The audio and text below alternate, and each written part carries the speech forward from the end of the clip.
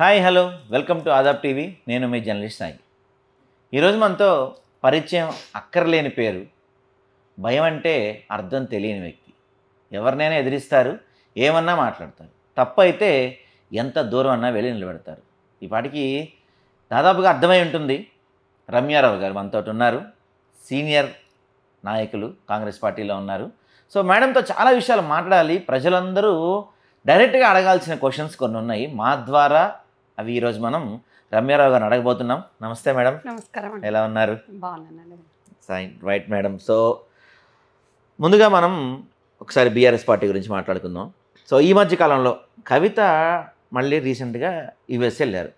వెళ్ళగానే ఆమెని TGB case president గౌరవ అధ్యక్షుల నుంచి పక్కన పెట్టేశారు. ఆమె ఒక పెద్ద లేఖ రాసింది.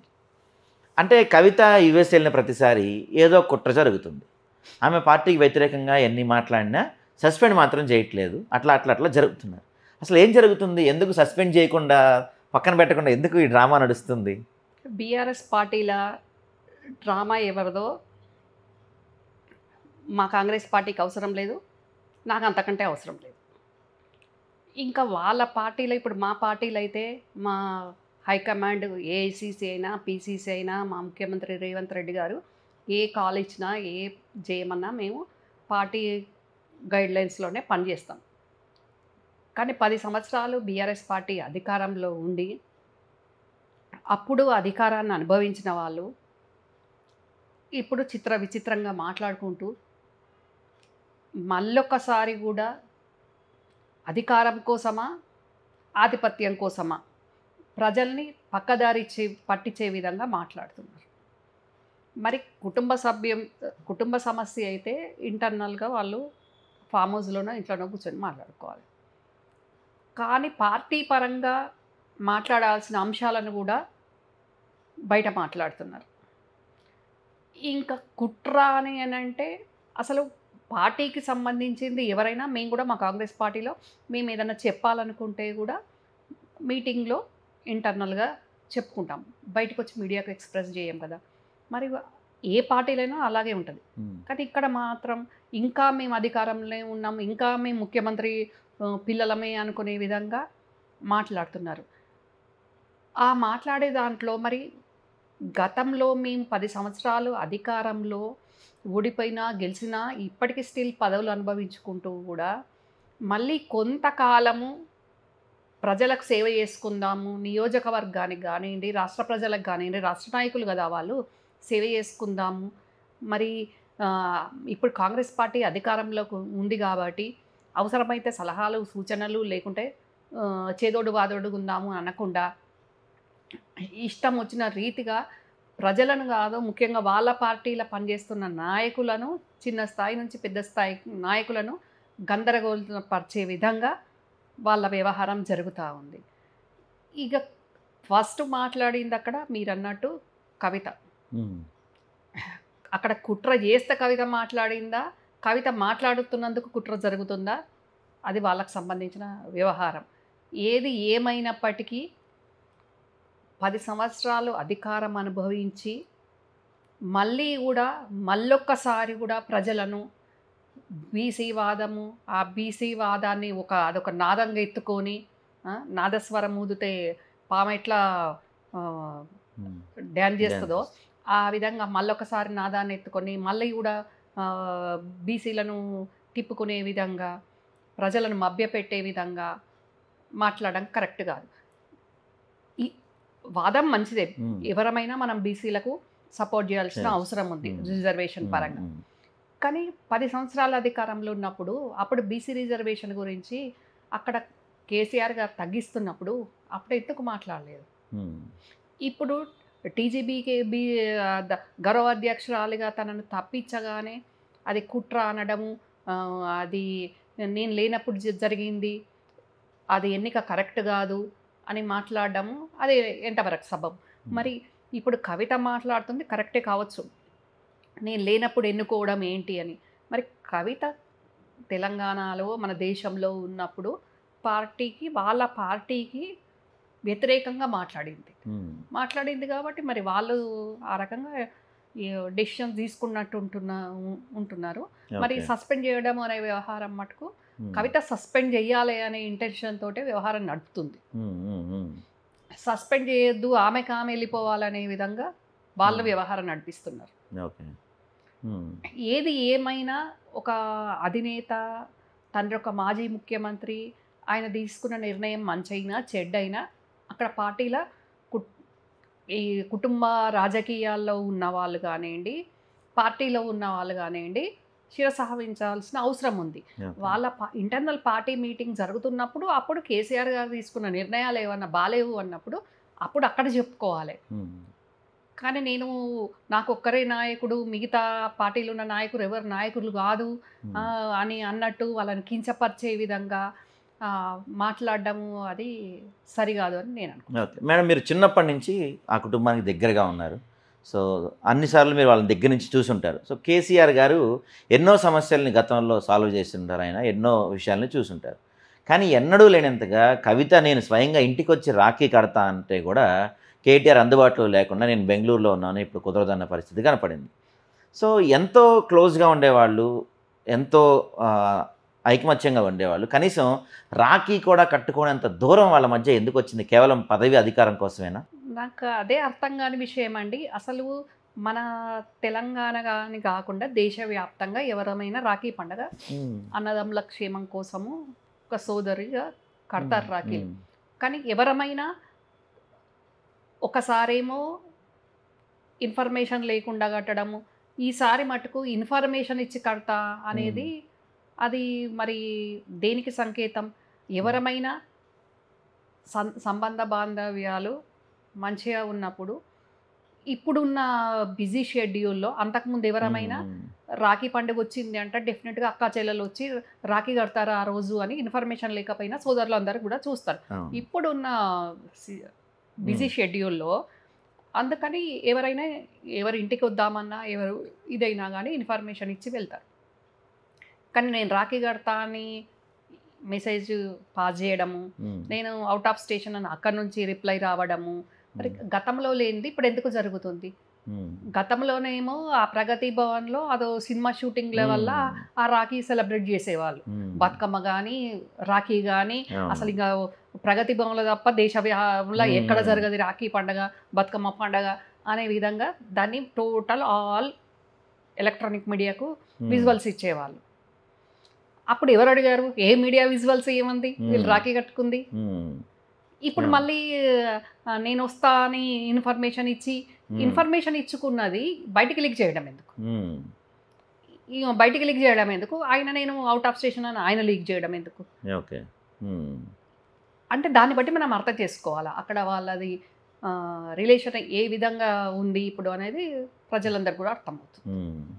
అయితే అంతే, ఇందాక మిమ్మల్ని అడుగుతూ కేసీఆర్ గారు ఎన్నో సమస్యల్ని దాటుంటారు, కానీ ఈ సొంత అన్న చెల్లెల్ని కలపలేకపోతున్నారు ఆయన. ఇద్దరి మధ్య కనీసం పచ్చిగడ్డేస్తే బగ్గుమడ్డే అంత పరిస్థితులు వచ్చేసింది. పిలిచి కూర్చోబెట్టి మీరు అన్న చెల్లి కొట్టుకోవద్దు, మన పార్టీకి డ్యామేజ్ అవుతుంది అని చెప్పలేని పరిస్థితుల్లో ఉన్నారంటారా కేసీఆర్ గారు? ఎవరైనా అడ్డం పడుతున్నారు లేకపోతే కవిత చెప్పినట్టు దయ్యాలు ఏమన్నా? కొట్టుకునే పరిస్థితి ఇంకా రాలేదు, కానీ తిట్టుకునే పరిస్థితి ప్రస్తుతం నడుస్తూ ఉంది. ఎప్పుడైనా కేసీఆర్ గారు, మేము చిన్నగా ఉన్నప్పటి నుంచి జాయింట్ ఫ్యామిలీ కాబట్టి చిన్నగా ఉన్నప్పటి నుంచి అతి దగ్గర చూసిన వ్యక్తిని కాబట్టి ఆయన కొంచెం అందరినీ కూడా క్రమశిక్షణగానే చూసేవాళ్ళు. చిన్నప్పుడు మేము చైల్డ్హుడ్ లైఫ్లో కానీ స్కూల్ కాలేజ్ లైఫ్లో కానీ తప్పు చేస్తే ఎంత ప్రేమ చేస్తారో తప్పు చేస్తే కూడా అంత స్ట్రిక్ట్గా ఉండేవాళ్ళు ఆయన. మేము ఎవరమైనా నా నుంచి కవిత వరకు కూడా, హరీష్ ఇట్లా అందరం కూడా, కేటీఆర్ ఎవరం కూడా సిస్టమేటిక్గా లేకపోతే ఆయనకు నచ్చకపోతే ఆయన తిట్టేవాళ్ళు కాదు, కొట్టేవాళ్ళు కాదు, సీరియస్గా ఒక డిఫరెంట్ టైప్ పనిష్మెంట్ ఇచ్చేవాళ్ళు. మేము స్కూల్ కాలేజీలో ఉన్నప్పుడు డిఫరెంట్ పనిష్మెంట్ ఏంటంటే యాక్చువల్గా అయితే తప్పు చేస్తే ఎవరైనా తిడతారు, కొడతారు పేరెంట్స్. కానీ ఆయన అట్లా కాకుండా ఒకరికి ఏంటి ఆఫీస్ క్లీనింగ్ అట్లాంటి పనులు చెప్పేవాళ్ళు. ఓ వీకో 15 డేసో 1 మంతో ఆఫీస్ అంతా ఇదంతా క్లీన్ చేసుకోవాలి, పనోళ్ళు ఉన్నా వాళ్ళు చేయరు, ఇదే పనిష్మెంట్ అని అట్లా డిఫరెంట్. అసలు ఎవరు ఎక్స్పెక్ట్ చేయరు అట్లాంటి పనిష్మెంట్లు ఇస్తారని. అట్లాంటి పనిష్మెంట్లు ఇచ్చేవాళ్ళు. ఇంకా అది డెఫినెట్గా అది ఫాలో అవ్వాల్సిందే. ఇంకా ఆయన కోపం చల్లారేంత వరకు కూడా మాట్లాడకపోయేది. మళ్ళీ మాకు మేము వెళ్ళి అపాలజీ చెప్పుకొని ఇంకొకసారి అట్లా చెయ్యము అని చెప్పుకునేంత వరకు ఆయన మాట్లాడకపోయేది. చిన్నప్పుడు స్కూలు కాలేజీలు ఉన్నప్పుడు అట్లాంటి పనిష్మెంట్ ఇచ్చేది. ఇంకా పెద్దగా అయ్యాక అందరూ ఏంటి గ్రాడ్యుయేషన్ అయిపోయి మాస్టర్స్ అట్లా ఇట్లా చేస్తున్నప్పుడు ఇంకా తర్వాత అలాంటి తప్పులకు ఆయన ఏం చేసేదంటే అసలు పనిష్మెంట్ ఇవ్వకపోతుండే, మాట్లాడకపోతుండే. ఆయన మాట్లాడకపోవడం పెద్ద పనిష్మెంట్. అట్లా మా ఫ్యామిలీలో చాలా సార్లు జరిగినాయి. ఇప్పుడు కూడా అదే జరుగుతున్నది. కలపాలని ఇప్పుడు అందరికీ మ్యారేజ్లు అయిపోయినాయి. అందరూ పొలిటికల్గా సెటిల్ అయిపోయినారు. అందరూ వెల్ ఆఫ్ ఉన్నారు అన్ని రకాలుగా. ఫైనాన్షియల్గా కానివ్వండి, పవర్ వైజ్ కానివ్వండి, అంతా బాగున్నాక కూడా ఎందుకు ఈ సమస్య వస్తున్నది అనే దాంట్లో ఆయన చాలా మనోవేదనకు గురవుతున్నారు. కష్టం అసలు విత్తు పుట్టించి చెట్టు మొలకెత్తించి తెలంగాణ వాదం ఉంది. కానీ టీఆర్ఎస్ పార్టీ అనే విత్తును నాటి దాన్ని మొలకెత్తించి దినాభివృద్ధి చేసి అది దినాభివృద్ధి చెందడానికి ఎంతోమంది తెలంగాణ ప్రజలు తోడ్పడ్డారు. మేధావులు, కళాకారులు, విద్యార్థులు వాళ్ళందరూ కూడా తెలంగాణ అనే చిన్న చెట్టు మహావృక్షం అయ్యి మనకు తెలంగాణ సిద్ధించింది అంటే ఆ చెట్టుకు పండ్లు వచ్చినప్పుడే మనకు తెలంగాణ సిద్ధించినట్టు. ఆ పండ్లు వచ్చేంత వరకు కూడా ప్రతి ఒక్కరూ ఆ చెట్టును అతి భద్రంగా కాపాడుకున్నారు. కూలీలు లెక్క పనిచేసిండ్రు ప్రతి రంగంలో వాళ్ళు. తెలంగాణ వచ్చింది. ఆ పండ్లు అందరికీ చెందాల ఆ వృక్షం. కానీ ఆ ఫలాలు కొందరే అనుభవించారు. ఆ ఫలం నాకు కావాలి, ఆ పండు నాకు కావాలి అన్న వాళ్ళను అక్కడున్న కొంతమంది కోటరి చీకొట్టిండ్రు, చీత్కరించిండ్రు. అట్లాంటి ఘటనలు జరిగినాయి. అంటే ఆ చెట్టు ఎదిగి ఆ పండు పండడానికి తోడ్పడ్డ పని చేసిన కూలీలు, రకరకాలు కూలీలు మీన్స్ అంటే ఎవరి కష్టం వాళ్ళు, ఎవరి యాంగిల్లో వాళ్ళు పనిచేసిండ్రు. ఆ చెట్టు ఎదిగితే పండ్లు కాస్తే, పండు కాసింది అంటే మనకు తెలంగాణ వచ్చినట్టే అని అనుకొని పనిచేసిన వాళ్ళందరికీ కూడా ఎక్కడ న్యాయం జరిగింది? జరగలేదు. వాళ్ళ గురించి ఆలోచించలేదు. ఇప్పుడు మటుకు మళ్ళీ మా అధికారం, మా ఆధిపత్యం పార్టీ పరంగా కానివ్వండి, కుటుంబ పరంగా కానివ్వండి అనే విధంగా జరుగుతుంది. మరి ఇది ఎంత మాత్రం ఇక దీన్ని కేసీఆర్ గారు ఇప్పుడు వేరే పార్టీలు ఉన్న ఏ నాయకుడైనా కేసీఆర్ గారి ఆజ్ఞలకు అనుగుణంగా, ఆదేశాలకు అనుగుణంగా పనిచేస్తున్నారు. వాస్తవంగా వాళ్ళకి పదవులు వచ్చినా రాకున్నా, వాళ్ళకు కెపాసిటీ క్యాపబిలిటీ ఉన్నా, వాళ్ళకి సరి అయిన ఇచ్చినా ఇవ్వకున్నా ఇంకా కేసీఆర్ గారే మా నాయకుడు అని గ్రామ స్థాయి నుంచి ఇక్కడ సెంట్రల్ వరకు కూడా అట్లనే పనిచేస్తున్నారు అందరు ఆయన. కానీ ఈరోజు కుటుంబ సభ్యులే ఆయనను ఇబ్బంది పెడుతున్నారు. అది మనము అన్నా అనకున్నా అది వాస్తవం.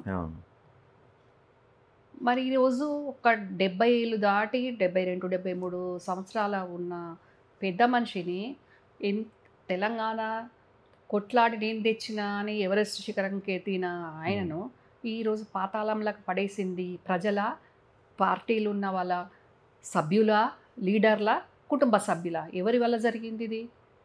కేవలం ఇదంతా ఆయనను విపక్షాలు పడేయలేదు.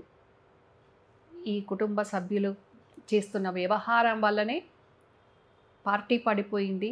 ప్రభుత్వం మా కాంగ్రెస్ వచ్చింది.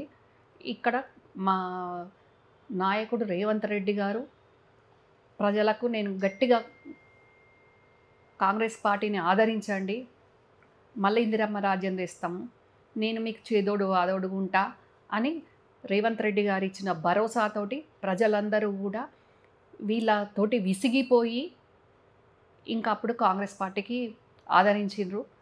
ఇప్పుడు మా ప్రజాపాలన చాలా మంచి నడుస్తుంది. అయితే మేడం, ఈ మధ్య కాలంలో అదే ఎలక్షన్స్లో ఓడిపోయిన దగ్గర నుంచి కేసీఆర్ గారి ఆరోగ్యం పెద్దగా బాగోట్లేదు.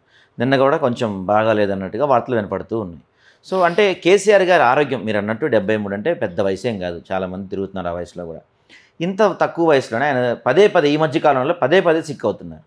అంటే కవిత స్కాములు కావచ్చు, కేటీఆర్ చేసిన స్కాములు కావచ్చు, ఫోన్ ట్యాపింగ్ వ్యవహారాలు కావచ్చు, వీటన్నిటి వల్ల కేసీఆర్ మనసు ఏమన్నా తీవ్రంగా నొచ్చుకొని ఉంటుందంటారా? ఆయన ఆ దిగులుతో ఏమన్నా సిక్ అవుతుంటారా ఆయన?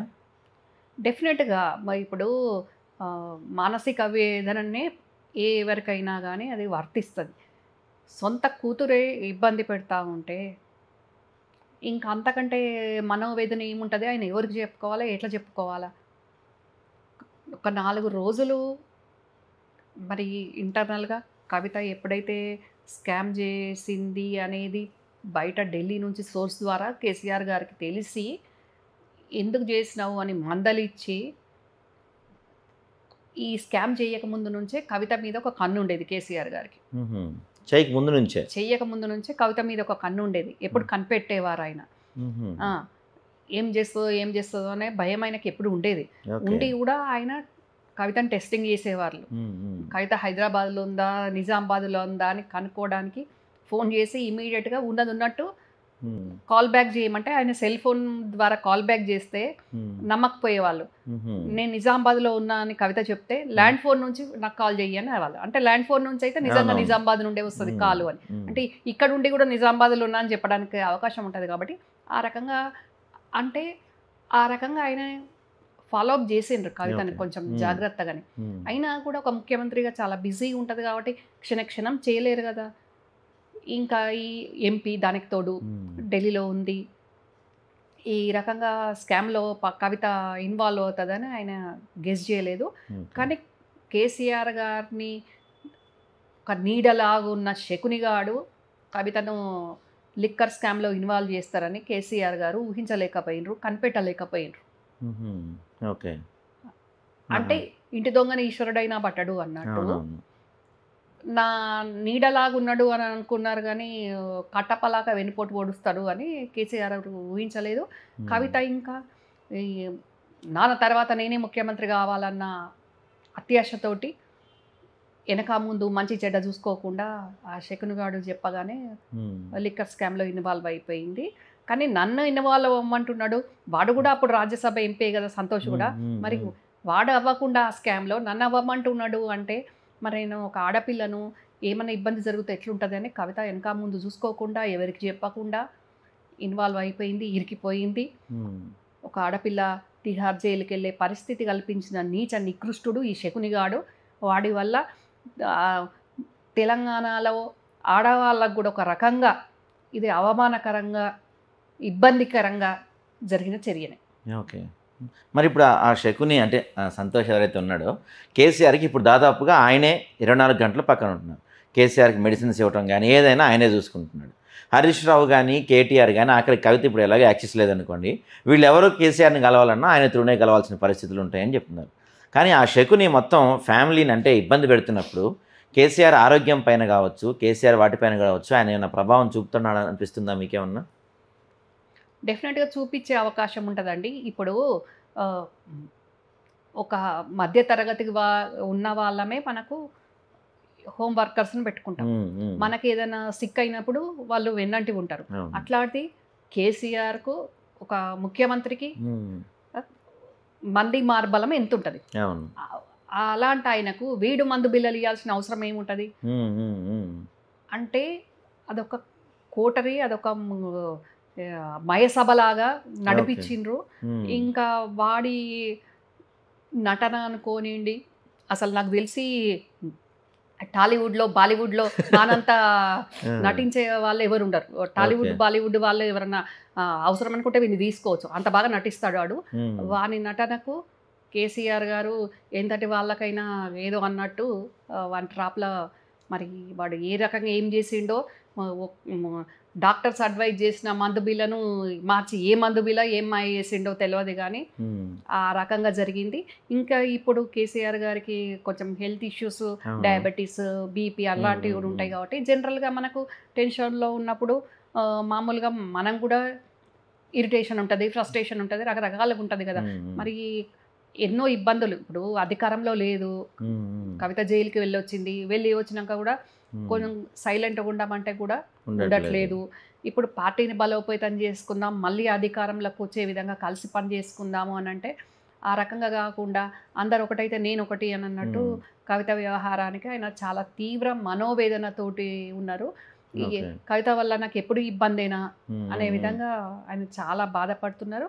ఏజ్ ఫ్యాక్టర్ కంటే ఎక్కువ ఈ వెన్నుపోట్లు టెన్షన్స్, ఎక్కువైపోయినాయి. వెన్నుపోట్లు కాదు. ఒకరు వెన్నుపోటు తెలియకుండా చేస్తున్నారు, ఒకరు ముందుపోటు చేస్తున్నారు. ఆ, కవితకు ముందుపోటు అవుతుంది, అశకున్ గాంధీ వెన్నుపోటు అవుతుంది. ఆ, ఈ ఈ రకంగా ఉండేసరికి ఆయన వెన్నుపోటును ఆయనకు తెలియకపోయినా ముందుపోటుది అయితే కనిపిస్తుంది కాబట్టి ఉమ్. అయితే మనం తమిళనాడులో చూస్తే అప్పట్లో మీకు గుర్తుండే ఉంటుంది, జయలలిత గారు అప్పట్లో చాలా సూపర్ పవర్, తమిళనాడులో తిరుగులేని నేతగా ఉండేవాడు. శశికళ అని ఒక వ్యక్తి ఆమె పక్కన వచ్చి చేరింది, పదవి పోయింది, ఆమె ఆరోగ్యం పాడైపోయింది, ప్రాణమే పోయే పరిస్థితి వచ్చింది. సో ఇప్పుడు కేసీఆర్కి కూడా అలా ఈయన వల్ల లైఫ్ థ్రెట్ ఉండే పరిస్థితి ఉండొచ్చు అంటారా? డెఫినెట్గా ఉంటుంది. ఇది మీరు ఇప్పుడు అడుగుతున్న క్వశ్చన్, ఇది మ్మ్. 2025లో మీరు ఇప్పుడు అడుగుతున్నారు. ఉమ్, కానీ నేను కాంగ్రెస్ పార్టీ అధికార ప్రతినిధిగా ఆ హోదాలో 2017లోనే ఉమ్, గాంధీ భవన్ నుంచి నేను ప్రెస్ మీట్లో చెప్పడం జరిగింది. ఓకే. రాష్ట్ర ముఖ్యమంత్రి నా బాబాయ్ కాదు, రాష్ట్ర ముఖ్యమంత్రి చంద్రశేఖరరావుకు ప్రమాదం ఉంది. ఉమ్, జయలలిత గారు ఏ రకంగా అయితే అక్కడ ఆ కోటరీ ఉమ్, జయలలిత గారిని లేకుండా మట్టు పెట్టినరో, అక్కడ మన్నార్గుడి మాఫియా అయితే ఇక్కడ కుదురుపాక కోటరీ. ఉమ్, రిమోట్ కరీంనగర్లో శశికళ దగ్గర ఉంది. ఉమ్. శకుని వాళ్ళ అమ్మ పేరు శశికళ. ఓ, ఓకే. ఆ, రిమోట్ అక్కడ ఉంది, అక్కడ నుంచి మొత్తం ప్లే అవుతుంది. ఉమ్, ఒక రాష్ట్ర ముఖ్యమంత్రి ఎవరైనా కానివ్వండి, మన ముఖ్యమంత్రి ఉన్నంత వరకు ఆయనను కాపాడుకోవాల్సిన అవసరం ఉంటుంది కాబట్టి ప్రమాదం ఉంది ఉమ్, అని నేను హెచ్చరించాను. ఓకే. 2017లోనే 2017లోనే నేను చెప్పాను. దానికి తగ్గట్టు అదే- జరుగుతూ వచ్చినాయి పరిస్థితులన్నీ మీరు చెప్పినట్టు. జరుగుతూ వచ్చినాయి. అదే అదే కనిపిస్తుంది కదండి. అధికారం పోయింది, ఆయన ఆ, ఆరోగ్యం పోయింది, ఆరోగ్యము కుటుంబం విడిపోయింది. పోతుంది, కుటుంబము విడిపోతుంది. ఉమ్, ఇప్పుడు అన్నిటికంటే ముఖ్యంగా కేసీఆర్ గారిని బాగా వేధిస్తున్న మనోవేదన ఏంది అంటే, మా ముఖ్యమంత్రి రేవంత్ అన్న ముందు ఉమ్, ఒక చిన్న పిల్లగాడు, ఉమ్, నాకంటే 20 సంవత్సరాలు 20 ఇయర్స్ చిన్నోడి ముందు నేను ఆయన చేతిలో పరాజయం పాలైన, ఒక నా శత్రువు అయిన రేవంత్ రెడ్డి ముఖ్యమంత్రిగా అయిండు, ఆయన చేతిలో ఓటమి చెందిన అన్న బాధ కంటే కవితను మోసం చేస్తుంది నన్ను అనే బాధ ఆయనను తీవ్రంగా కలిచివేస్తుంది. ఓకే. అయితే మీరు చెప్పారు ఇప్పుడు శకుని అని, అంటే సరే శకుని పక్కన పెడితే కేసీఆర్ గారికి మొదటి నుంచి వెన్నంటే ఉంది హరీష్ రావు. కానీ ఇప్పుడు హరీష్ రావు కూడా దూరం జరుగుతున్న పరిస్థితి కనపడుతుంది. అంటే మీరు అన్నట్టు ఇద్దరు ఉన్నారు చుట్టుపక్కల. అయితే ఒకప్పుడేమో ఈయనున్నాడు, హరీష్ రావు ఉన్నాడు, ఇప్పుడేమో సంతోష్ రావు వచ్చారు. సో వీళ్ళిద్దరిలో ఎవరు కట్టప్ప కాబోతున్నారు? ప్రజలుగా మామూలుగా మేనల్లుడు అయ్యేసరికి డైరెక్ట్గా మంత్రిని చేసి తర్వాత ఎమ్మెల్యే చేసి మెయిన్ కేసీఆర్ గారి తర్వాత ఇంపార్టెన్స్ ఉండేసరికి ప్రతి ఒక్కరు అనుకున్నారు హరీష్ ఎప్పటికైనా కేసీఆర్ గారికి థ్రెట్ అవుతాడు అని, విపక్షాలు కానీ ప్రజలు అందరూ. కానీ అవును. రాజకీయాలను వాచ్ చేసే వాళ్ళు ఎవరైనా అనుకున్నారు. అందరికంటే ముఖ్యంగా ప్రజలకు తెలియదు, కేసీఆర్ భార్య శోభమ్మ అనుకుంది. హరీష్ రావు ఎప్పుడైతే ఫస్ట్ మంత్రి అయ్యి వచ్చి శోభమ్మకు ఆశీర్వాదం తీసుకుందామన్న టైంలో ఆమె ఆశీర్వాదం ఇవ్వలేదు. నువ్వు చంద్రబాబు నాయుడు కావని గ్యారంటీ ఏంది అంది. ఓకే, అప్పుడే దానికి ఆశీర్వాదం ఐ అప్పుడే. విట్నెస్ నేనే. ఆహా, ఐ ఓకే. విట్నెస్ నేనే. ఆ ప్రమాణ స్వీకారానికి ఓన్లీ శోభమ్మ నేను ఇద్దరమే వెళ్ళలే, అందరు కుటుంబ సభ్యులు అందరు వెళ్ళారు. అప్పుడు హరీష్ మంత్రి అవ్వడం శోభమ్మకి ఇష్టం లేదు కాబట్టి అప్పుడు కేటీఆర్ కవిత లేరు, ఇండియాలో లేరు, యుఎస్ లో ఉన్నారు. లైమ్ లైట్ కాదు, అదే అసలు రాజకీయాల్లో లేరు. లేరు, అవునవును. ఇండియాలో లేరు. వాళ్ళు అమెరికాలో వాళ్ళ పనులు వాళ్ళు చేసుకుంటున్నారు. ఒకరు చదువుకుంటున్నారు, కేటీఆర్ జాబ్ చేసుకుంటున్నాడు. హరీష్ అవ్వడం ఏ మాత్రం కూడా శోభమ్మకి ఇష్టం లేకుండా విధాల ప్రయత్నం చేసింది అందరితోటి. అందులో అందరికంటే ఎక్కువ ప్రయత్నం నాతోటే జరిపించింది. ఓకే. నాయన నరసింహారెడ్డి గారు చనిపోయినారు, లేరు. మందాడి సత్యనారాయణ రెడ్డి గారు ఆయన లేరు, ఆయన చనిపోయినారు. ఉన్నది ఒక్క మత్స్యనాచారి గారు. వీళ్ళందరి దగ్గరికి నన్ను ఇంటికి వచ్చేవాళ్ళు కదా, కేసీఆర్ గారు ఢిల్లీలో ఉన్న వీళ్ళు ఇంటికి వచ్చేవాళ్ళు కదా, వాళ్ళ వర్క్ వాళ్ళు చేసుకోవాలి కదా. తెలంగాణ భవన్కి వెళ్ళి ఇంట్లో కూడా ఆఫీస్ ఉంటే వచ్చేవాళ్ళు.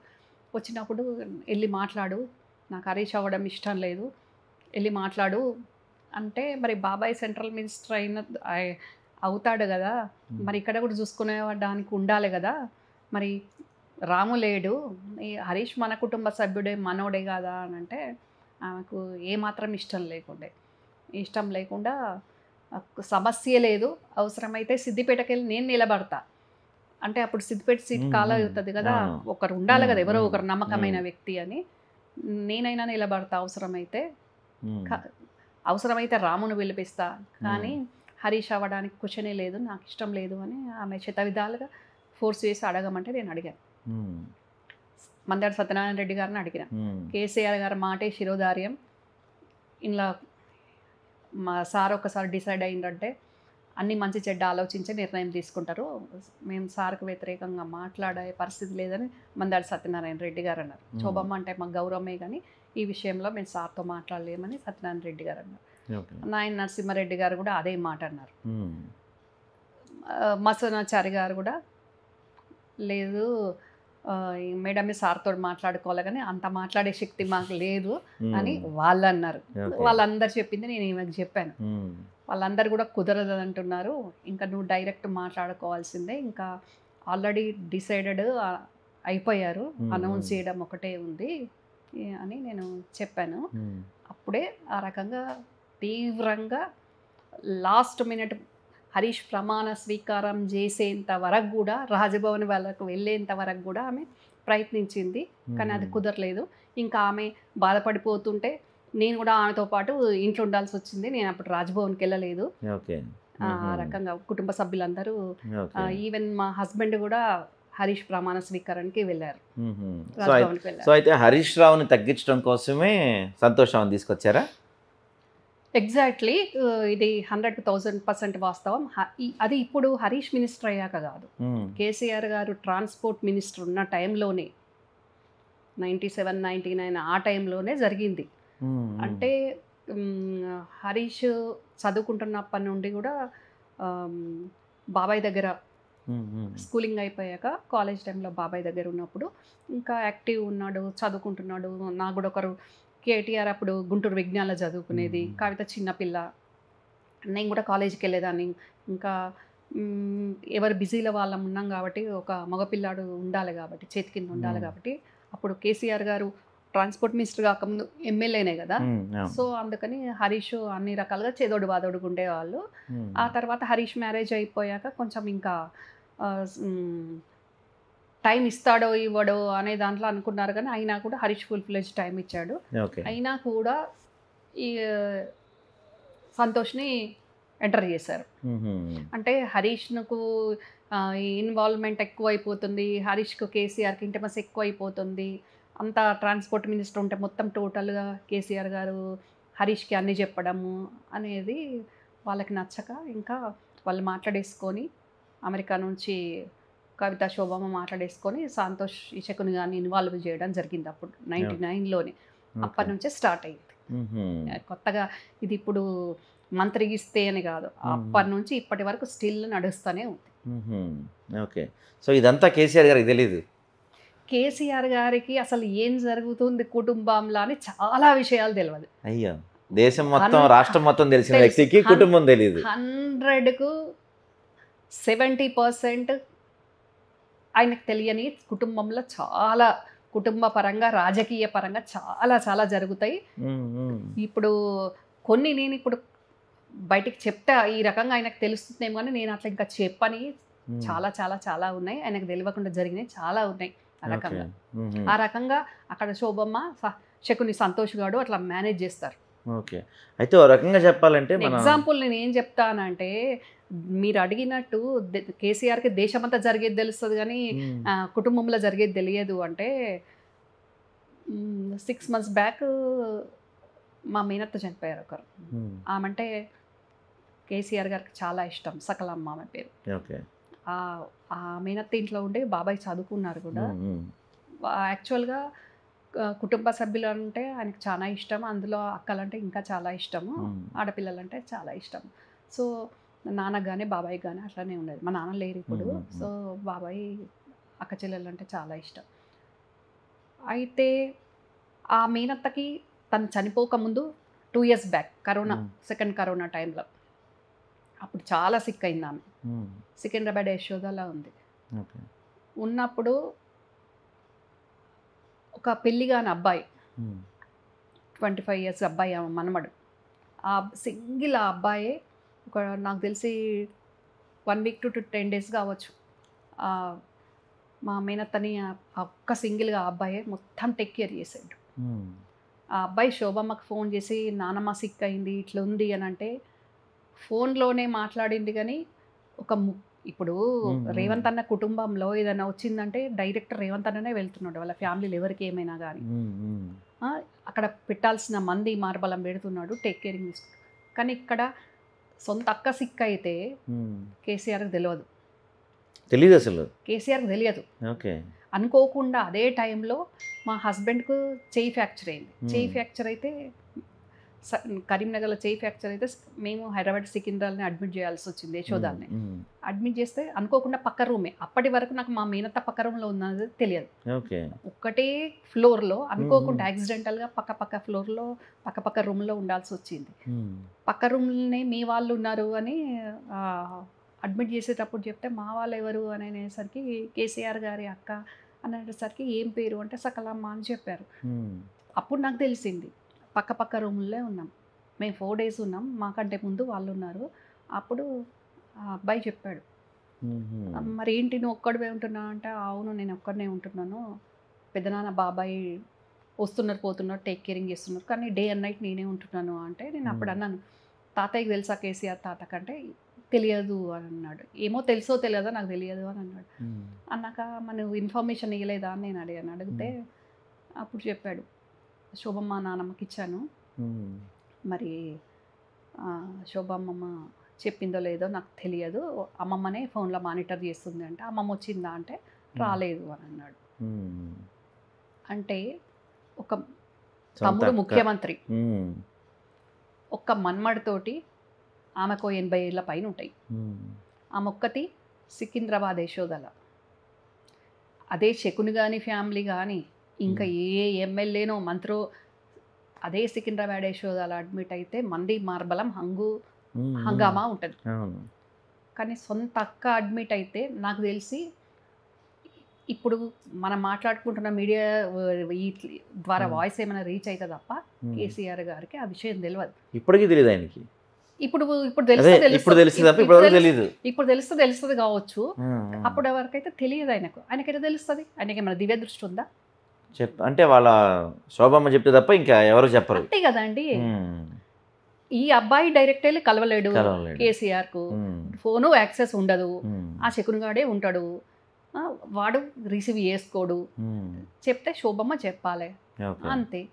ఇది పరిస్థితి. ఇంకా ఆయనకి ఏ రకంగా తెలుస్తుంది? ఇది జస్ట్ ఒక ఎగ్జాంపుల్గా నీకు చెప్తున్నాను. ఇలాంటివి సో మెనీ ఉంటాయి కేసీఆర్ గారికి తెలియంది.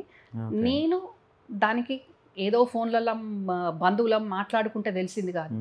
నేను ఐ విట్నెస్ పక్క రూమ్లోనే మేమున్నాం, పక్క రూమ్లోనే మేమున్నాం కాబట్టి ఐ విట్నెస్ కాబట్టి నేను చూసాను. అంటే ఎంత బాధాకరమైన విషయం చెప్పండి. తమ్ముడు ముఖ్యమంత్రి, ఆమె ఒకసారి కాన్షియస్ అవుతుంది, ఒకసారి అన్కాన్షియస్ ఉంటుంది.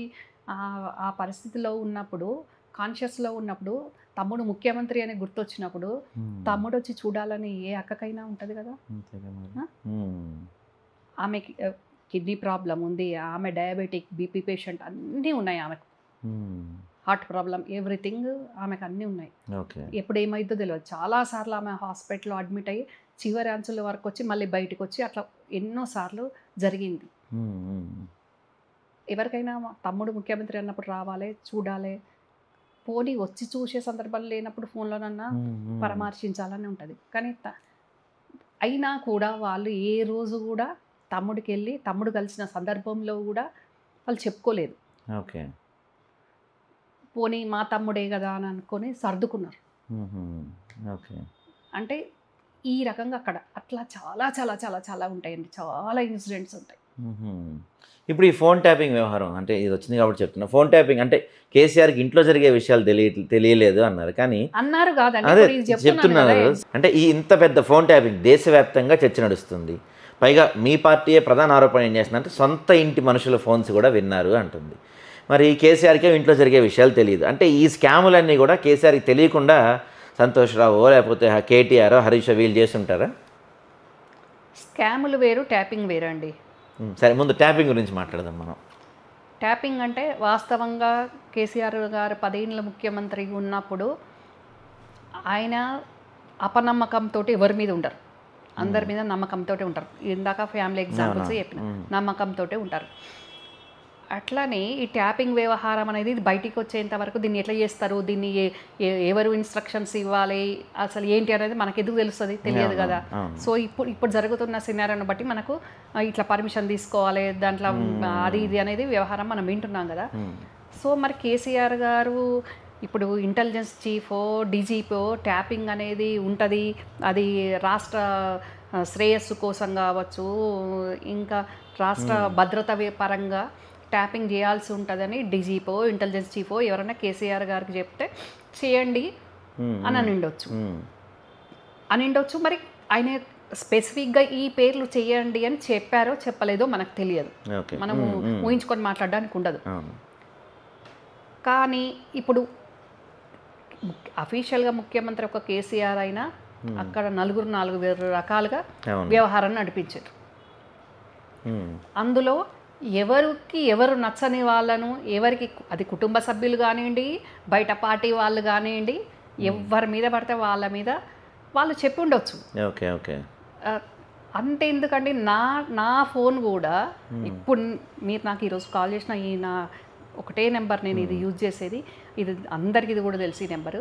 ఈ నెంబర్ హస్బెండ్ పేరు మీద ఉంటుంది, ఫోన్ నాది. ఇది కూడా ట్యాపింగ్ లిస్ట్లో పెట్టేసారు నాది అనుకోని,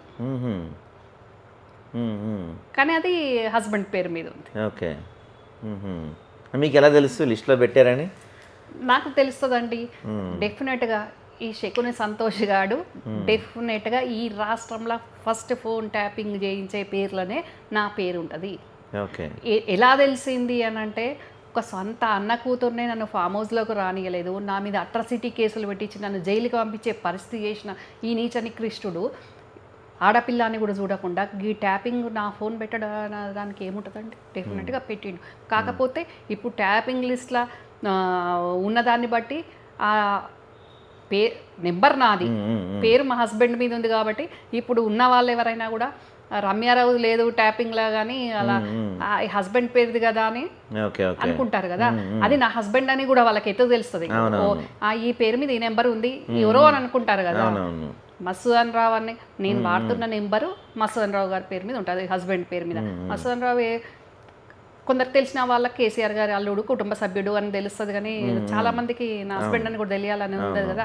యాక్చువల్గా అది పెట్టింది నా కోసం, నా పేరు, కానీ పేరు అక్కడ ఉండేసరికి అట్లా మరి ఏం జరిగిందో మనకు తెలియదు. డెఫినెట్గా ఫస్టే నా పేరు ఉంటుంది. ఆ శకుని గాడు ఆ పని డెఫినెట్గా కూడా చేస్తాడు. ఇప్పుడు కొన్ని బయటికి కూడా వచ్చినాయి, కుటుంబ సభ్యుల మీదనే చేయించిండ్రు అనేది బయటకు వచ్చినప్పుడు నాదే ఎందుకు ఉంటుందండి? ఆబ్వియస్గా నాదే ఫస్ట్ చేపిస్తాడు ఆ శకుని గాడు.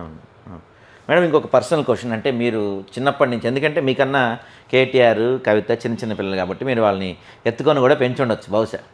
సో ఈ మధ్యకాలంలో ప్రధానంగా వినపడుతున్న ఒక చాలా మేజర్ ఆరోపణ ఏంటంటే కేటీఆర్ ఒక పెద్ద డ్రగ్ అడిక్ట్, చాలామంది హీరోయిన్లు మిగతా అలవాట్లన్నీ కూడా కేటీఆర్కి ఉన్నాయి అని చెప్పి ప్రధాన ఆరోపణలు వినపడుతుంది. మీరు చాలా దగ్గర నుంచి చూసుంటారు కేటీఆర్ని, అలాంటి వ్యక్తిత్వం ఉందా కేటీఆర్కి నిజంగానే మీకు తెలిసినప్పుడు? కేటీఆర్ను మాది జాయింట్ ఫ్యామిలీ అని చెప్పాను మీకు.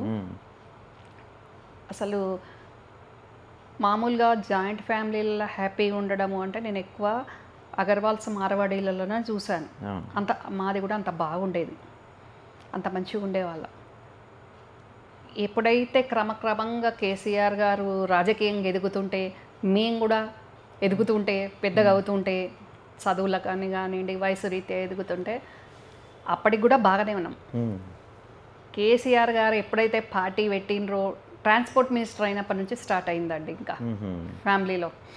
ఇంకా అందరము అప్పటికి డిగ్రీస్ అయిపోయి మ్యారేజ్లకు వెళ్ళడానికి రెడీ అయ్యి, ఇట్లా యూఎస్ వెళ్ళడానికి రెడీ అయ్యేసరికి, ప్రిపేర్ అయ్యేసరికి ఇంకా స్టార్ట్ అయిపోయింది. పొలిటికల్గా ఈయన మంత్రి అవ్వడంతో స్టార్ట్ అయింది అనుకోండి. అప్పటి వరకే మా నాన్నమ్మ చనిపోయింది, అప్పటి నుంచి స్టార్ట్ అయిపోయింది. అంతవరకు కేటీఆర్ ఎక్కువ వరకు వాడు స్కూలింగ్ అంతా కొన్ని రోజులు హరీష్ పేరెంట్స్ చదువుకున్నాడు, తర్వాత హాస్టల్స్లోనే ఉన్నాడు ఎక్కువ. తర్వాత ఇంటర్ కూడా గుంటూరు విజ్ఞాన్లో చేశాడు.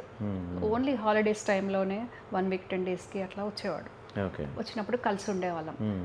కేటీఆర్కి ఫస్ట్ నుంచి కూడా జోవియల్గా ఉండేవాడు, లైఫ్ ఎంజాయ్ చేయాలనుకునేవాడు. కానీ ఇట్లా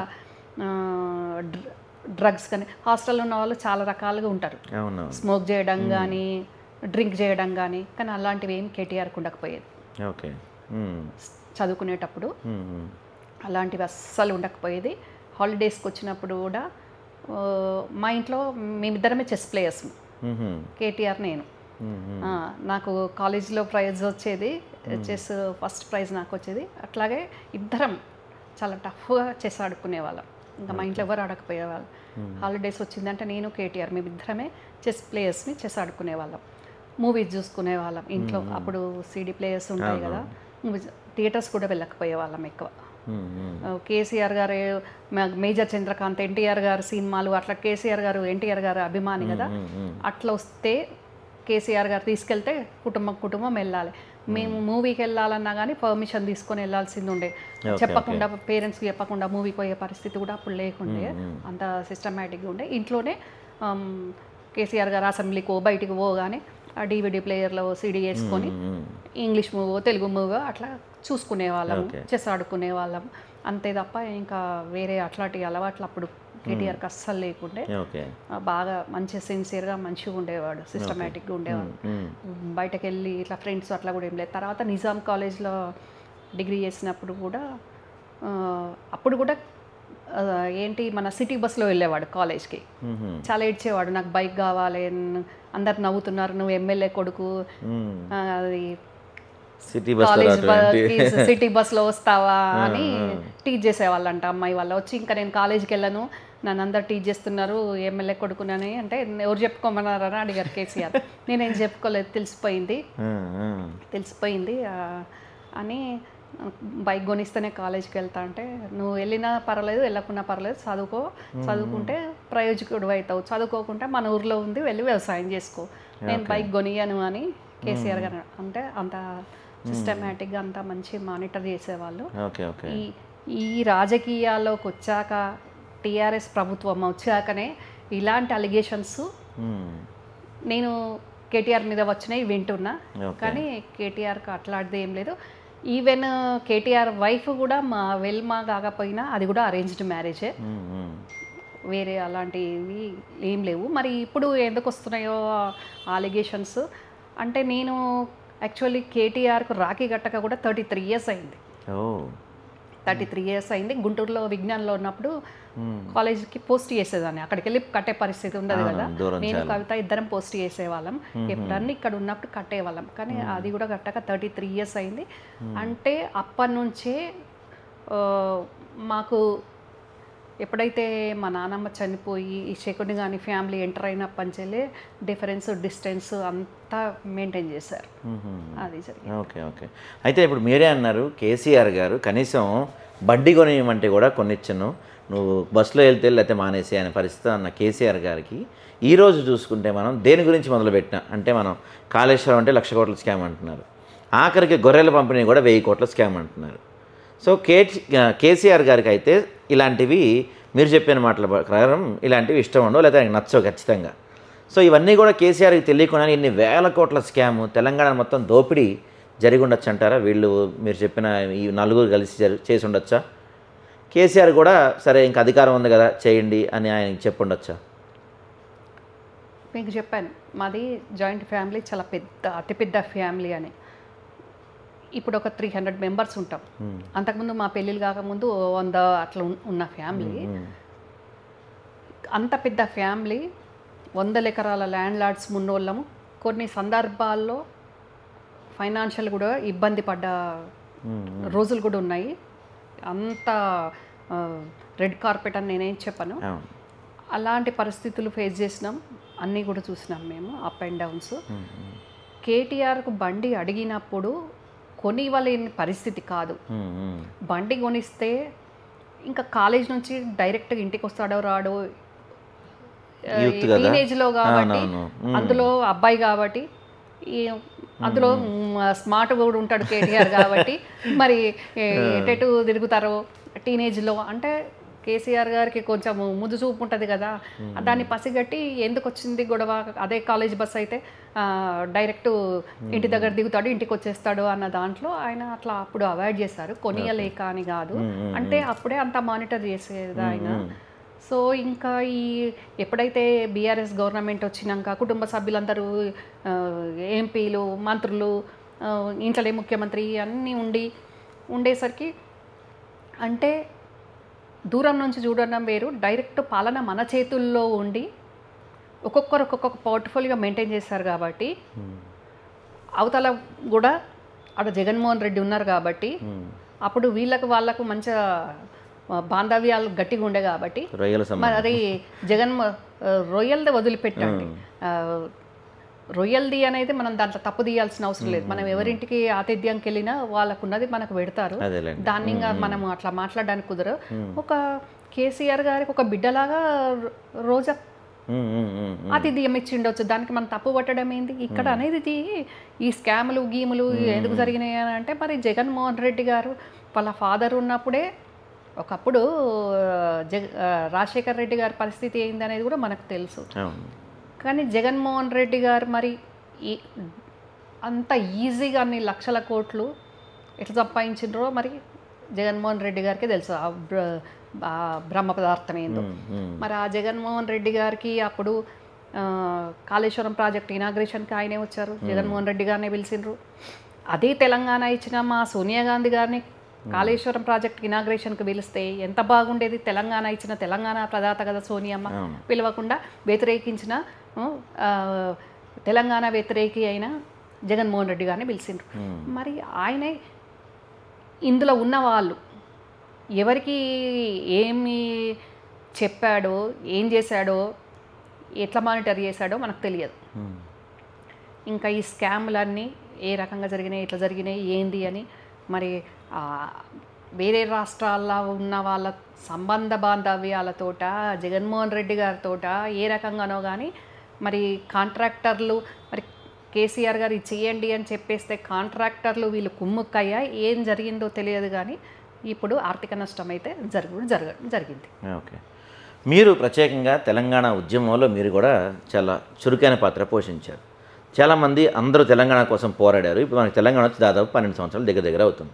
అంటే మీరందరూ ఉద్యమంలో పాల్గొన్న మీరందరూ కోరుకున్న తెలంగాణ ఇప్పటికైనా సాకారం అయిందా? ఒక్క కేసీఆర్ గారు ఉద్యమ నేతగా ఒక్క కేసీఆర్ ఎట్లున్నాడో ముఖ్యమంత్రిగా ఒకటే కేసీఆర్ ఉండి ఆయన ఒక్కడే పాలన చేసి కుటుంబ సభ్యులు అందులో రాజకీయాల్లో ఇన్వాల్వ్మెంట్ లేకుంటే వేరే రకంగా ఉండేది ఈరోజు రాష్ట్ర ప్రజల పరిస్థితి. ఓకే, ఈరోజు ఎట్లా అంటే మంచిగా ఉన్నప్పుడు మనము, మంచిగా లేనప్పుడు ఏది జరుగుతుంది జరిగింది అనే విధంగా మేడిపండు విధంగా జరిగిపోయి ఉన్నది. అసలు మామూలు నష్టం కాదండి. ఈరోజు తెలంగాణ ప్రజలకు ఆర్థిక నష్టం, ఆర్థిక భారం ఇప్పుడున్న మా ప్రభుత్వానికి 6,500 కోట్లు ప్రతి నెల వడ్డీలు కట్టడమే సరిపోతుంది. ఆదాయం తక్కువ, వడ్డీలు ఎక్కువ, రుణాలు రావట్లేదు. ఆల్రెడీ ఇచ్చిన రుణాలకే వడ్డీలకు ఓన్లీ వడ్డీయే కడుతున్నారు కదా, ఆ మాత్రం వడ్డీ కూడా కట్టకుంటే ఇంకా దారుణంగా ఉంటుందని అతి కష్టం మీద రాష్ట్ర ప్రభుత్వం వడ్డీలు కడుతుంది, రుణాలకు వెళ్తుంది. వాళ్ళు ఇచ్చిన పథకాలు అటు వదిలిపెట్టండి. ఇప్పుడు మేము ఏవైతే పథకాలు ఇచ్చామో ఆ ఇచ్చిన పథకాలను ఫుల్ఫిల్ చేయడానికి, సంక్షేమంగా పాలన చేయడానికి రూపాయి అత్యంత పొదుపుగా రాష్ట్రాన్ని నడపాల్సిన పరిస్థితి వచ్చింది. వీళ్ళు ఇష్టమున్న పథకాలు ఇష్టమున్న ప్రాజెక్టులని పథకాలను పోని ప్రాజెక్ట్ ఫెయిల్ అవ్వకుంటే అది నీళ్ళు వచ్చి సస్యశ్యామలమయ్యేది కావచ్చు తెలంగాణ. కానీ ప్రాజెక్టు పరిస్థితి ఆ రకంగా ఉంది. ఇంకా నేను పేర్లు చెప్పడం కాదు, ముందు అవే తెలుస్తాయి. మరి వాళ్ళ మంత్రులు చేసిన స్కామ్లా, కుటుంబ సభ్యులు చేసిన స్కామ్లా ముందు అవి ప్రజలకు కనిపిస్తాయి కదా. ఇప్పుడు తినబోయే ముందు రుచేందుకు అన్నట్టు నేను చెప్పడం ఎందుకు, అది పేరు కేసీఆర్ది, ఊరు వీళ్ళందరిది అయిపోయింది అక్కడ. ఎవరికి తోచిన విధంగా వాళ్ళు గుండు పిన్నుంచి గుట్టల వరకు ఇష్టం ఉన్నట్టు చేసేసుకున్నారు. ఓకే. మీరు ఇందాక నుంచి మా ప్రభుత్వం అని చెప్తున్నారు. మీరు కాంగ్రెస్ పార్టీ కోసం చాలా సీరియస్గా అంటే ఏమీ ఆశించకుండా కష్టపడ్డారు. ఆఖరికి కేసీఆర్ని ఎదిరించారు. వాళ్ళ ఫ్యామిలీలో ఎవరినైనా సరే మీరు ఏమాత్రం భయపడకుండా విమర్శించారు. అంటే నిజాలే వాళ్ళు చేసినవి డైరెక్ట్గా భయం లేకుండా చెప్పారు. కానీ ఇంత చురుగ్గా ఇంత కీలకంగా పనిచేస్తున్న మీకు ఇంతవరకు కాంగ్రెస్ పార్టీ నుంచి సరైన గుర్తింపు లేదు, మిమ్మల్ని పెద్దగా రికగ్నైజ్ చేయలేదు అనేది కొంతమంది వాదన. మీ అభిప్రాయం ఏంటది? కొంతమంది వాదనైనా అందరి వాదనైనా నేను అప్పుడు ఇప్పుడు 11 సంవత్సరాల నుంచి అత్యంత సిన్సియర్గా పార్టీ గైడ్లైన్స్ ప్రకారము నేను పని చేస్తా కూడా. అందులో ఏమాత్రం అనుమానం లేదు. పదవి రావడము అనేది కొంచెం వెనక ముందు ఉంటుంది. అందులో ముఖ్యంగా నా పాపము శాపము నేను కేసీఆర్ అన్నబిడ్డనవ్వడు, కల్వకుంట్ల కుటుంబం అవ్వడము అది ఫస్ట్ నాకు మైనస్ కావచ్చు. ఓకే. ఇంకా అందులో సెకండ్ ఓసీ నవ్వడము, ఇప్పుడున్న బీసీ వాదం ముందు కానీ బీసీ రిజర్వేషన్ అనండి, బీసీలకు సామాజిక న్యాయం అనే దాంట్లో కానివ్వండి, అట్లా యాంగిల్లో కూడా 2 terms Karimnagar seat BCA contest చేయడం జరిగింది. బీసీకే పోయింది. ఎంపీకి కూడా అడిగాను కానీ వేరే రీజన్స్ వల్ల అట్లా కూడా రాలేదు. అయినా ఓపికతోటి ఉన్న పార్టీకి పనిచేస్తున్నా. తప్పకుండా నాకు ఒక రోజు వస్తుంది. మా రేవంత్ అన్న నాకు మాట ఇచ్చేండు, మాట నిలబెట్టుకుంటాడనే అనుకుంటున్నాను. ఓకే. అంటే మీరు అన్నట్టు మాట నిలబెట్టుకోకపోతే ఆల్రెడీ మీకు గతంలోనే బీజేపీ పెద్ద స్థాయి వ్యక్తుల నుంచి మీకు ఫోన్ కాల్స్ వచ్చాయి, మిమ్మల్ని రమ్మని ఆహ్వానించిన సందర్భాలు కూడా చాలా ఉన్నాయి. ఇప్పుడు రాష్ట్రంలో పరిస్థితులు కావచ్చు, దేశంలో పరిస్థితి కావచ్చు, కొంత బీజేపీ వైపు మళ్ళీ కనబడుతుంది. సో మరోసారి మీకు బీజేపీ నుంచి ఇర్రెస్పెక్టివ్ ఆఫ్ బీసీ రిజర్వేషన్స్ కావచ్చు, ఏమున్నా సరే కరీంనగర్ సీటు నీదే అమ్మా రా అని చెప్తే మీరు ఆలోచిస్తారా? నాకు ఒక బీజేపీ అని కాదండి, ఇప్పుడు నాకేం బీజేపీ వాళ్ళు టచ్లో లేరు. గతంలో అడిగారు, వాస్తవమే రమ్మని. నేను సున్నితంగా యాక్సెప్ట్ చేయలేదు, రిజెక్ట్ చేశాను. లాస్ట్ ఎలక్షన్స్లో 2018 ఆ టైంలో అడిగారు. ఇప్పుడు వేరే పార్టీ వాళ్ళు కూడా నాకు ఇప్పుడు ఈ జూబ్లీహిల్స్ నుంచి కూడా మీరు కాంటెస్ట్ చేయండి అంటే నేను కాంగ్రెస్ పార్టీ వదిలే పరిస్థితి లేదు. నేను కాంగ్రెస్ పార్టీ నేను వదలను. వేరే పార్టీ అంటే చెప్తానండి. నేను నా కొడుకు 11 సంవత్సరాల నుంచి మా బాబు నేను ఇద్దరం కాంగ్రెస్లో పనిచేస్తున్నాం, కాంగ్రెస్లోనే ఉంటాం. మా నాన్న కూడా కాంగ్రెస్లో ఉంటాం. వేరే పార్టీకి వచ్చే ప్రశ్నే లేదు, సమస్య లేదు అని నేను చెప్పేశాను. ఓకే. వేరే పార్టీ వారు మిమ్మల్ని జూబ్లీహిల్స్ నుంచి ఏదో ఆల్ ఇండియా పార్టీ అంట, వాళ్ళు రెగ్యులర్గా నేను అసలు అవాయిడ్ చేస్తున్నాను కానీ వాళ్ళు రెగ్యులర్గా డిఫరెంట్గా మెసేజ్ పంపిస్తున్నారు. మీరు కరెక్ట్ క్యాండిడేట్ తెలంగాణలో రండి అంటే నేను రాను, క్వశ్చనే లేదు అని. సరే, అంటే బీజేపీ బయట పార్టీ కాబట్టి మీరు సున్నితంగా తిరస్కరించారు. ఒకవేళ కవితని సస్పెండ్ చేసి కేసీఆర్ ఫోన్ చేసి అమ్మ మన పార్టీ నువ్వు రావాలి, నీ అవసరం ఉంది, రామ్మ మన పార్టీ మహిళా విభాగం మొత్తం నువ్వే చూసుకోవాలి, నీకు కావాల్సింది ఇస్తాం రామ్మ అని పిలిస్తే ఆలోచిస్తారా? నాకు నేను చెప్పుకోవడం కాదు, నాకు ఒక మహిళా విభాగం కాదు, టోటల్ పార్టీని నడపగలిగే సత్తా నాకు ఉంటుంది. నేను పుట్టిందే రాజకీయాల్లో. మా ఫాదరే అందరికీ రాజకీయ గురువు అనుకోవాలి, కేసీఆర్తో సహా. మా ఇంట్లో ఫస్ట్ మా ఫాదరే రాజకీయం. పుట్టినప్పంచేలి లక్షలాది కార్యకర్తలను, కోట్లాది మందిని కలవకపోయి ఉండొచ్చు, లక్షలాది మంది కార్యకర్తలను కలిసిన వాళ్ళ అభిమానం ఉంది. పార్టీలకు అతీతంగా మీ మీడియా సోదరులు కూడా నాకు ఎంతోమంది, వేలాది మంది అభిమానులు ఉన్నారు. వరల్డ్ వైడ్గా నాకు ఫ్యాన్స్ ఉన్నారు. నాకు పనిచేసే తత్వం ఉంది, ప్రశ్నించే తత్వం ఉంది, పార్టీని నడపగలిగే సత్తా ఉంది, అన్నీ ఉన్నాయి. ఒక ఓన్లీ మహిళా విభాగం అని మహిళలను తక్కువ చేసే విధంగా మీరు దయచేసి మాట్లాడకండి. ఏ పార్టీలో అయినా ఒక పనప్ప చెప్తే ఒక మహిళనే పర్ఫెక్ట్గా పని చేయగలుగుతారు. ఇప్పుడు నేనేం చెబుతున్నానంటే ఏ పార్టీలో ఏ మహిళ అయినా చేయగలుగుతుంది. చాలా మహిళల శక్తి బయటికి రానియరు, మాకు ఉంటుంది టాలెంట్, కాకపోతే మమ్మల్ని ముందుకు అడుగేనియడు, మాకు తోడ్పాటు ఉండరు. కానీ ఏ మహిళకైనా టాలెంట్ ఉంటుంది, వాళ్ళకి అప్పచెప్పినప్పుడు వాళ్ళు చేయగలిగినప్పుడే వాళ్ళ కెపాసిటీ వాళ్ళ క్యాపబిలిటీ బయటకు వస్తుంది. అవునవును. ఇంకా కవితను ఇప్పుడు ఏదో కవిత దూరమైంది నన్ను రా అని కేసీఆర్ పిలిస్తే నేను పోతా అని మీలాంటి వాళ్ళకు డౌట్ రావడము, ఎవరికైనా ఇంకా డౌట్స్ ఉండొచ్చు, కానీ అలాంటిది ఏముండదు. నేను మా బాబు ఇద్దరం కాంగ్రెస్లో ఉంటాం, కాంగ్రెస్లో పనిచేస్తాం. డెఫినెట్గా మా స్థానం మాకు వస్తుంది. వెనకో ముందో రేవంత్ అన్న నాకు ఎలక్షన్స్కు ముందే మాట ఇచ్చేండు, ఆ మాట డెఫినెట్గా తప్పడు, ఆ నమ్మకం నాకు ఉంది. ఓకే, క్రమశిక్షణగా ఇచ్చినా ఇవ్వకపోయినా కాంగ్రెస్ ఇచ్చినా ఇవ్వకపోయినా సమస్యలు కాదు, ఇస్తారు తప్పకుండా. ఓకే, తప్పకుండా ఇస్తారు. సో మిమ్మల్ని తొందరలోనే మేము గ్రౌండ్లో చూడబోతున్నాం, అసెంబ్లీలో. అసెంబ్లీ ఇప్పుడేం ఎలక్షన్ అదే వచ్చి నెక్స్ట్ ఎలక్షన్స్ వరకు ఎందుకు నేను ఖాళీగా ఉంటాను? డెఫినెట్గా నాకు ఇప్పుడు అధికారికంగా పదవి ఇస్తారు. ఓకే, ఎలక్షన్స్ ఇంకో 3 years అట్లా ఉన్నాయి, కానీ అప్పటి వరకు నేను ఎందుకు ఖాళీగా ఉంటాను? ఖాళీగా ఉండే సమస్య లేదు. నా పదవి నాకు వస్తుంది, నా పని నేను చేస్తూనే ఉంటాను. ఓకే, మాట తప్పడు రేవంత్ అన్నానే నేను అనుకుంటున్నాను. ఎందుకంటే నేను ఒక సోదరునిగా మొన్న రాఖీ కడతాయి కూడా, రాఖీ గిఫ్ట్ ఏమి ఇస్తున్నారు మరి? ఆల్రెడీ ఇచ్చారు, చీర ఇచ్చాడు, బనారస్ పట్టు చీర. వదినేమో బనారస్, అక్కడ 33 సంవత్సరాలు తమ్ముడు వరుస అయిన వానికి రాఖీ కట్టనీయలేదు, కానీ ఇక్కడ సొంత బ్లడ్ రిలేషన్ కాకపోయినా రాఖీ కట్టాను. రాఖీ కట్టి నేను వెళ్ళిపోతే కూడా మళ్ళీ పిలిచి చీర పెట్టారు. సో అందుకని మర్యాద గౌరవం ఉంది. అందుకని ఏది ఏమైనా నా విషయంలో రేవంత్ అన్న మాట తప్పడని అనుకుంటున్నాను. తప్పితే కనుక ఇంకా ఓకే, ఇక అది మన చేతుల్లో ఉండదు. రైట్. అయితే ఇప్పుడు మీరు చెప్తున్నారు రేవంత్ రెడ్డి గారి గురించి చాలా బాగుంది, పరిపాలన బాగుంది అంటున్నారు. కానీ కేటీఆర్ పదే రేవంత్ రెడ్డిని థర్డ్ క్లాస్ సీఎం అని చెప్పి కామెంట్స్ చేస్తున్నారు. అసలు సీఎం పదవికే పనికిరాడు, ఏదో గుంపు మేస్త్రి ఇట్లాంటి పేర్లు పెట్టి విపరీతంగా సోషల్ మీడియాలో ట్రోల్స్ చేపిస్తున్నారు.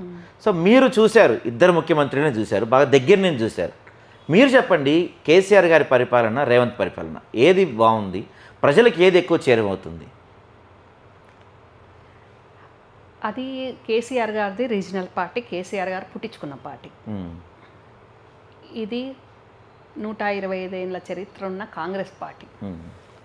ఈ పార్టీలో రావడమే వర్కింగ్ ప్రెసిడెంట్ అయ్యి, పిసిసి ప్రెసిడెంట్ అయ్యి, ఇమీడియట్గా ముఖ్యమంత్రిగా చరిత్ర సృష్టించిందే రేవంత్ అన్న. ఆయనది డిఫరెంట్. అక్కడ కేసీఆర్ గారు ముఖ్యమంత్రి అయినా ఒక సిపిలు మంత్రులే ఆయన కలవలేకపోదురు. కానీ ఇక్కడ డిఫరెంట్. ఇక్కడ రేవంత్ అన్న మంత్రులకు అవైలబుల్గా ఉంటాడు, అందరికి స్వేచ్ఛ ఉంది. ఇక్కడ మంత్రులతోటి కోఆపరేట్ చేసుకుంటూ, మాకు హైకమాండ్ ఢిల్లీలో ఉంటుంది కాబట్టి హైకమాండ్కు అనుగుణంగా పనిచేసుకుంటున్న ముఖ్యమంత్రి, ప్రజలకు అనుసంధానంగా ఉంటున్న ముఖ్యమంత్రి. అక్కడ నా మాటే వేదం, నా పాలనే శాసనం అనే విధంగా కేసీఆర్ గారు ఉండే. కానీ ఇక్కడ అట్లా కాదు. ఏదైతే ఇందిరమ్మ రాజ్యం తెస్తామని చెప్పినామో ఆ ఇందిరమ్మ రాజ్యం చూపించే విధంగా కాంగ్రెస్ చేతల ప్రభుత్వం, కోతల ప్రభుత్వం, మాటల ప్రభుత్వం గత పాలకులలాగా కాదు, పక్కా చెయ్యి పాటి చేసి చూపిస్తుంది అభివృద్ధి అనే విధంగా రేవంత్ అన్న పాలన చేస్తున్నాడు. ఏదైనా రివ్యూ పెడతాడు, అందరు అభిప్రాయం తీసుకుంటారు, క్యాబినెట్లో తీర్మానం జరుగుతుంది. అవి అయినాకనే ఏ జీవో అయినా, ఏదైనా, ఏ పాలసీ మేకింగ్ అయినా అందరితో కూర్చొని హైకమాండ్ అప్రూవ్ తీసుకొని అని చేస్తారు ఇప్పటి వరకు అయితే. కానీ మనం గత పాలనలో చూస్తాం, ఏ నిమిషంలో ఏ జీవో వచ్చేది తెలియదు, ఆ పాలసీ మేకింగ్లో ఎవరు ఉంటారో తెలియదు. ఒక రివ్యూ జరిగితే ఆ పోర్ట్ఫోలియోకి సంబంధించిన మంత్రి ఉంటాడు ఆ రివ్యూలో. అక్కడ ఆ పరిస్థితి జీవోలు రాకుండా చాలా పనులు అయిపోతుండే. డిఫరెంట్. దానికి దీనికి నక్కకు నాగాలకు అనుకున్నంత తేడా. బడ్జెట్ లేకపోవడం వల్ల ప్రజలకు ఇచ్చిన పథకాలలో కొంచెం వెనుక జరుగుతుంది. కానీ రైతు భరోసా కానివ్వండి, రుణమాఫీ కానివ్వండి, ఏదైనా కూడా మేము ఎంత కష్టమైనా సరే నెరవేరుస్తున్నాం.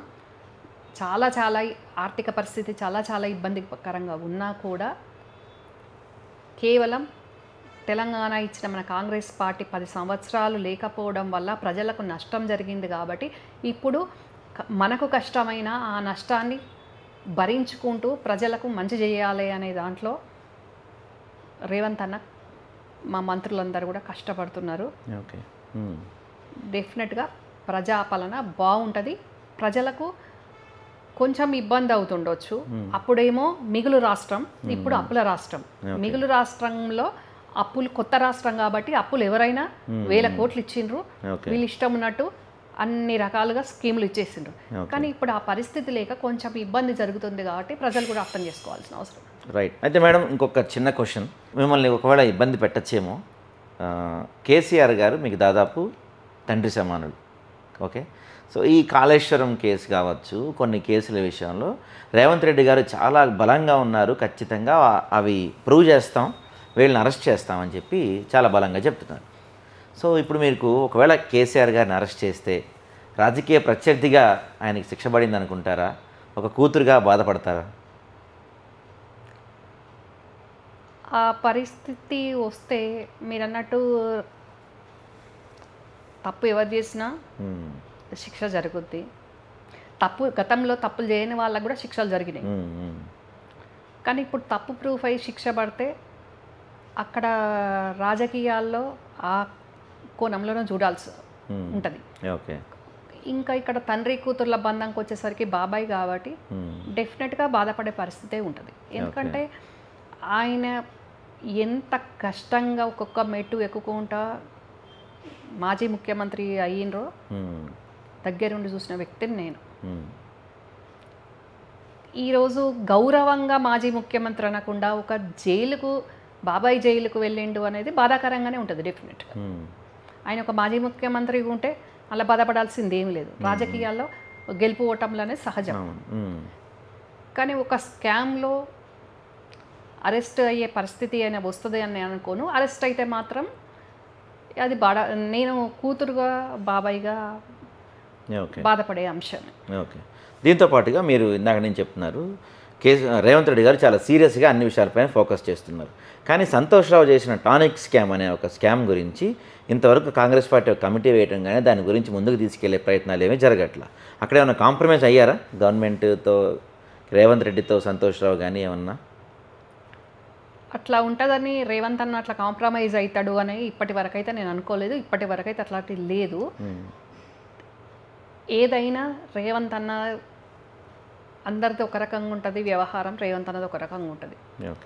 ఏదైనా ఆయనే పక్కా అథెంటిక్గా ఆధారాలతో చూపించాల్సి వచ్చినప్పుడే చూపిస్తాడు. అది అప్పుడు చూపించారు జరిగింది అని, ఇంత జిఎస్టీ ఎగ్గొట్టారు ఇట్లా ఇది అని. డెఫినెట్గా ముందు ముందు అది కూడా బయటకు తీస్తారు. దేన్నైనా కానీ ఏదో మాటలు చెప్పిండు ఒక రాజకీయ నాయకుని లెక్క అని కాకుండా వీళ్ళు చేసిన తప్పు ఇది అని ప్రజల ముందు ఆధారాలతోటి ఉంచే విధంగా ఆయన చేస్తాడు అని నాకు అనిపిస్తుంది. Okay, right madam. ఫైనల్గా కవిత కొత్త పార్టీ పెడతా అంటుంది, లేకపోతే బీజేపీకి వెళ్తుంది, లేకపోతే కాంగ్రెస్కి వస్తూ ఉంటుంది. సరే, బీజేపీ వాళ్ళు తీసుకుంటారా, ఆమె వెళ్తారనేది డౌటే, ఎందుకంటే గతంలో ఆమె పైన కేసులు ఉన్నాయి కాబట్టి. కాంగ్రెస్ వాళ్ళు కొంత స్వాగతించే పరిస్థితి కనపడుతుంది అంటున్నారు. కొంత డిస్కషన్స్ ఏమైనా నడుస్తున్నాయి. మల్లికార్జున ఖర్గే గారు అప్పుడు ఎన్నికైనప్పుడు కూడా ఏమో ఫోన్ చేసి మరీ విష్ చేసిన పరిస్థితులు కనపడుతున్నాయి. సో ఒకవేళ కవిత గారు కాంగ్రెస్ పార్టీకి వస్తే చెల్లిగా మీరు స్వాగతిస్తారా, లేదు వద్దు అని చెప్పి అడ్డుకునే పరిస్థితి ఉండొచ్చా? కవిత కాంగ్రెస్కు వద్దామని ట్రై చేసింది వాస్తవంగానే. కాంగ్రెస్ పార్టీ కవితను వద్దంది. ఓకే.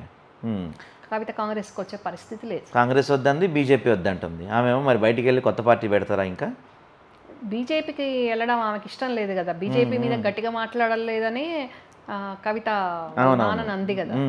సో కొత్త పార్టీ అంటారా? పెడుతుండొచ్చు. ఓకే. ఒకవేళ కొత్త పార్టీ పెడితే బీఆర్ఎస్కి నష్టం అవుతుందా, కాంగ్రెస్కి ఏమన్నా నష్టం అవుతుందా? ఆమె అసలు ఎంతవరకు ప్రభావం చూపగలుగుతారు? బీఆర్ఎస్కి ఏమో కానీ కాంగ్రెస్కి ఎలాంటి నష్టం ఉండదు. కాంగ్రెస్కి ఇంకా లాభమే ఉంటుంది, మాకు ఎలాంటి నష్టం ఉండదు. ఆమె ఉనికి చాటుకోవడానికి పెట్టుకోవడం తప్ప ఆమెతోటి రెండు పార్టీలకు కూడా ఇబ్బంది అయ్యే పరిస్థితి ఉంటుందని అయితే నేను అనుకోను. ఓకే. ఆధిపత్య పోరు నడుస్తుంది కాబట్టి బీఆర్ఎస్ పార్టీ పరంగా కానీ కుటుంబ పరంగా కానీ ఆధిపత్య పోరు నడుస్తుంది కాబట్టి కవిత పా ఇంకా నాకు నేనైతే నా పార్టీ నేనే అధినేత నా ఇష్టము అన్నట్టు ఉంటుంది కాబట్టి పెట్టుకోవాలనుకుంటున్నట్టుంది అంతే తప్ప నాకు తెలిసి ఇది ఏ పార్టీకి ఇబ్బందికరమైన పరిస్థితి అయితే ఉండదు. Right madam. ఫైనల్ క్వశ్చన్, బీజేపీలో బీఆర్ఎస్ విలీనం అవుతుంది అంటున్నారు, అది అవుతుందో లేదో పక్కన పెడితే కాంగ్రెస్కి ప్రధాన ప్రత్యర్థి అంటే రాబోయే స్థానిక సంస్థల్లో కావచ్చు, జిహెచ్ఎంసీ కావచ్చు, తర్వాత ఎలక్షన్స్లో కావచ్చు, ఇప్పుడు కాంగ్రెస్ పార్టీ ప్రధాన ప్రత్యర్థిగా బీజేపీని చూస్తుందా బీఆర్ఎస్ని చూస్తుందా? తెలంగాణ ప్రజలు కాంగ్రెస్ తోటి ఉన్నారు, జూబ్లీహిల్స్ ప్రజలు కూడా కాంగ్రెస్ తోటే ఉన్నారు. ఓకే, ప్రజలు మాతోటి ఉన్నారు కాబట్టి మేము అక్కడ ఎవరిని పోటీ పెట్టినా కానీ ఘన విజయం సాధిస్తాం. మేము బీఆర్ఎస్ని లెక్కలు తీసుకోవట్లేదు, బీజేపీని లెక్కలు తీసుకోవట్లేదు. ఎందుకంటే మాకు ప్రజలు ముఖ్యం, మా పాలన బాగుంది, మా పథకాలు బాగున్నాయి, ప్రజా సంక్షేమాని కోసం నిరంతరం మా ముఖ్యమంత్రి మంత్రులు పనిచేస్తున్నారు కాబట్టి కాంగ్రెస్ పార్టీని ఆదరిస్తారు. వాళ్ళ గురించి అంత ఫోకస్ చేయాల్సిన అవసరము లేదు. వాళ్ళ ఈ రెండు పార్టీలు కాబట్టి మేము పోటీలో ఉన్నప్పుడు అల్టిమేట్గా వాళ్ళు కూడా పోటీలో ఉంటారు. వాళ్ళు పోటీదారులు అనుకుంటున్నారు కానీ మేము అనుకోవట్లేదు. మాకు డైరెక్ట్ ప్రజలు ఉన్నారు. Right, okay madam, thank you madam, thanks for your interview.